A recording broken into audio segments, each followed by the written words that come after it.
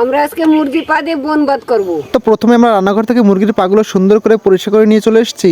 মুরগির পা খাইতে তো ভালো লাগে, কিন্তু সাফ করতে জ্বালা ধরে। কড়াইটাই নিয়ে গেছেন, তেল দিয়ে দেবো। ঘরের থেকে মশলা করে আনছি, এখন মশলাটা দিয়ে দেবো। আগে তো খাইতাম না, হ্যাঁ আগে পাল্লায় পড়ে না খাওয়া শিখছি। আমরা তো এটা খাচ্ছি, হ্যাঁ দেন কমেন্টে অনেকে অনেক ঘৃণা করে না খাইতে, এইসব খায়, কিন্তু এইসব খাইতে যে কি টেস্ট লাগে। মশলা কষানো হয়ে গেছেন, পাটা দিয়ে দেবো।